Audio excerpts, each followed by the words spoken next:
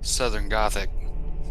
It was mid-afternoon as I emerged from the courthouse and observed a historical marker providing a small sliver of shade in which I could comfortably avoid the oppressive heat of the waning Gulf coastal sun.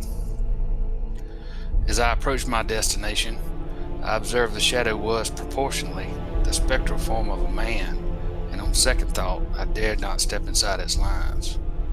I am often haunted by the ghost of my ancestors. A burden of intellect and imagination, my papa used to say. I took advantage of a park bench adjacent to the bandstand instead. The Haint and I raised an imaginary glass, upstanding, a grand toast, to the end of good government in a county literally older than Alabama. But which of these venerable men upon whose shoulders we stand is haunting my waking mind? I have no tears left to water the courthouse lawn. My sadness overlooking the scorched political landscape of Baldwin County is all-encompassing. The final rush of the Apathy Brigade, wielding a bayonet of our forging, have broken the final defenses we mounted. The merciless defeat was answered not by gasping wails, but by silence, my lost cause. An image of Judge Charles Hall's home a few blocks away flickers in my mind, stabbing me in my ample gut. The call of a bird captures my attention. A bobwhite quail. A social but rural creature, it was queer for a solitary bird to have ventured into town. My amusement was short-lived as he was perched in the foreground of the Veterans Memorial, the only inscription we ever got right, in memory of all veterans of all wars fought by the people of this country. The spectral shadow in my head swam with possibilities, and I was overcome with the undeniable anxiety that I was the only one there. Why is this my responsibility? Who imposed this phantom burden upon me? Why do I need a solitary stroll to collect myself after witnessing the goings-on behind the curtain? A fellow practitioner slithers by. I struggle to define what a good man is in this world that is my birthright. Often from people outside this place ask me how the graft and corruption could reach such incredible heights. Surely, they beg, how can the public put up with all this? The answer I have to give, after similar internal conversation, is a response laden with as much anger and sadness as a man can conjure. Baldwin County has no statues to these leaders of her past. Instead, ancient shipwrecks, forts, and battlefields stand testament to our fascination with her and the 5 flags that all succumb to her seductions.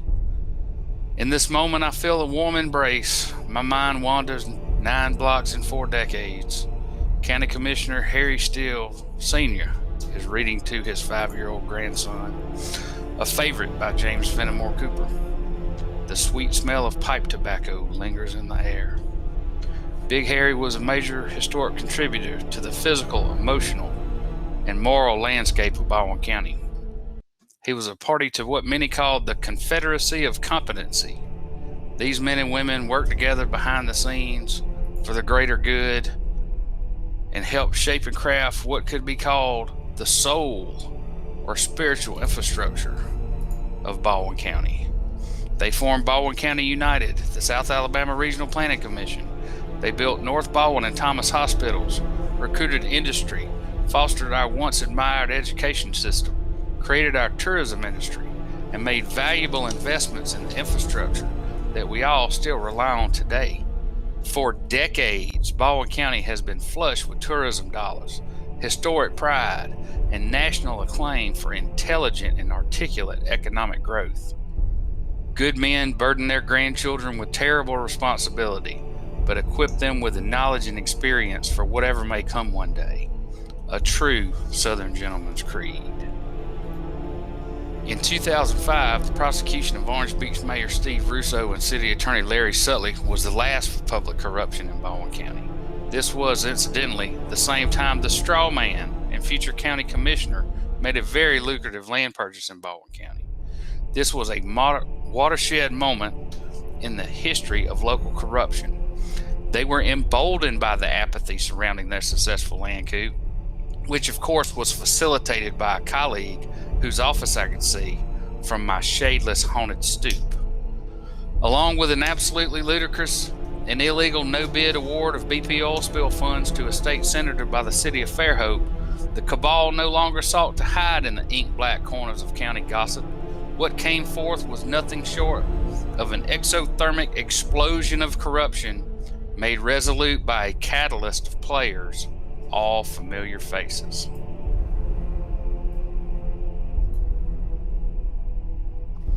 In 2010, these familiar faces sat on the Baldwin County Commission and hacked their way through those who would stand against them. The lobbyist for the Baldwin County Sewer Service was appointed as general counsel at that meeting. It is with shame I admit that I abandoned this place after the death of my grandfather, and when I returned in 2011, our once venerable courthouse was aflame with examples of the cabal's activity. The sewer overlords operate as a private utility here without any oversight from any agency and use the county right-of-ways without any fees, all by design and made possible by the state legislative delegation and the benign neglect from the Alabama Public Service Commission. More familiar faces paved the way for the Baldwin County megasite and its custodian, the Baldwin County Economic Development Alliance, who benefits.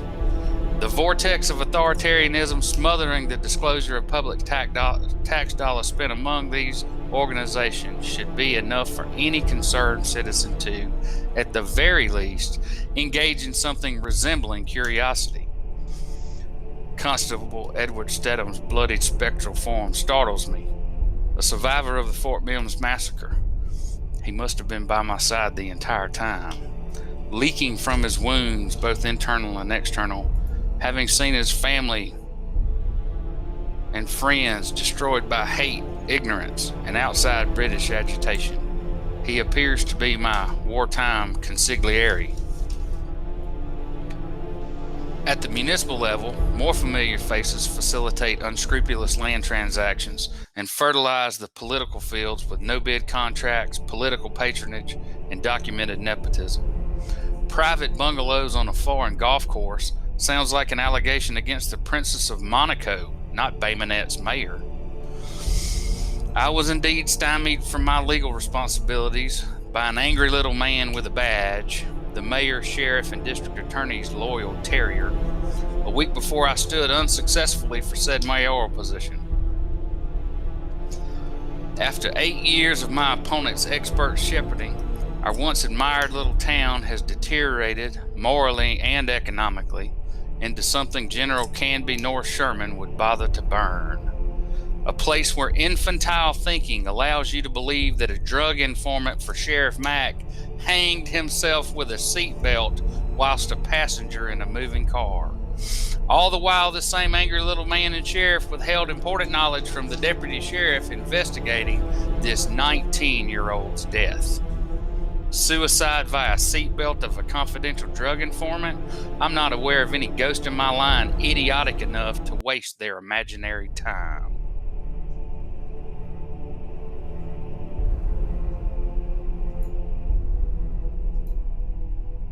For the past year and a half, we have worked tirelessly to answer the questions of the curious and do whatever we can to at least shout warnings of maelstroms obscured by political fog. While some efforts have been made at the local level to bring something resembling transparent accountability to county and local business dealings, the bright and shining beams of the courthouses in Montgomery are faintly visible in the distance. Hundreds of notifications to the State Ethics Commission, the Attorney General, and the Alabama Law Enforcement Agency have been denied, disavowed, or simply lost along the bureaucratic barricades that exist along the old federal road between Bay Minette and the Capitol. Despite our best efforts, a mist of misconception still lingers low over the grounds of this county. It supplants desirable growth with corrupt exploitation for profits. It suffocates truth with placation. It chokes integrity in the grip of benevolence. It has ripped the heart from our home and has done so without indictment of the law for some 15 years. Home is sacred. I take one last look at the shadow that haunts me. a red man gives me a smile over his shoulder. His ruddy face saw the removal of his people, the Treaty of Fort Jackson forever memorializing his choice to serve the United States during the Creek and Indian War alongside Andrew Jackson. Family lore also has it that he saved Old Hickory's scalp from the tomahawk on more than one occasion, and his wife Rachel wrote about the hospitality she received at his Baldwin County plantation, Montpelier. Personal correspondence between the two recounts the fate of some White House china utilized for target practice the night of his inauguration.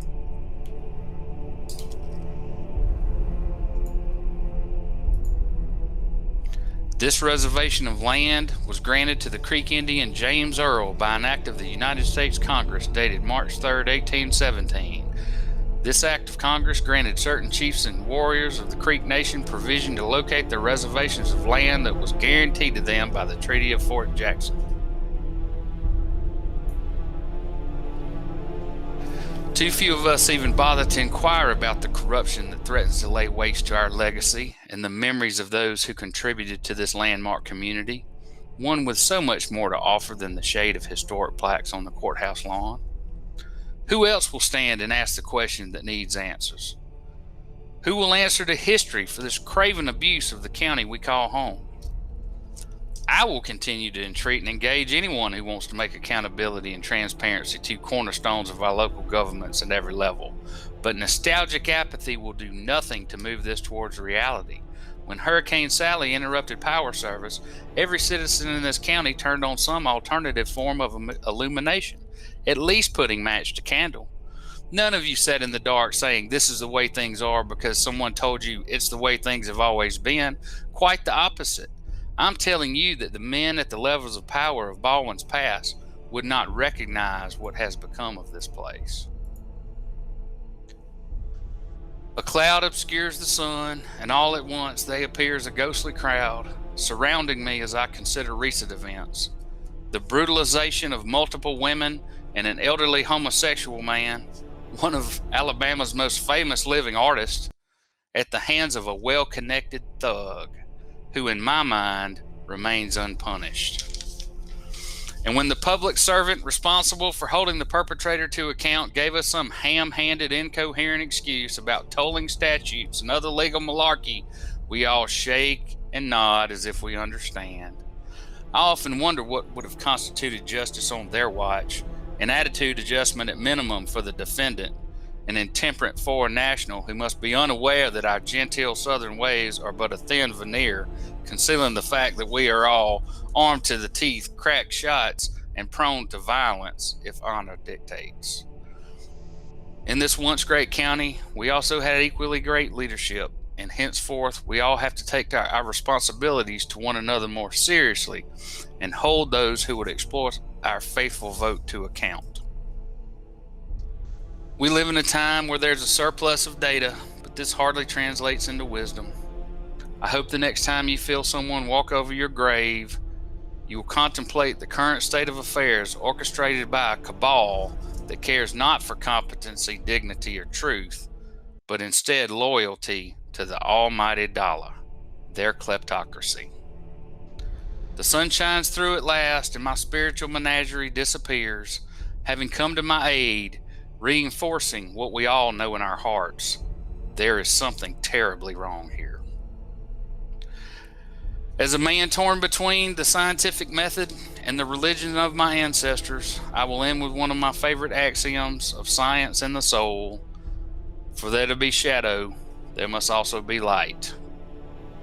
For Doodle, my Polaris.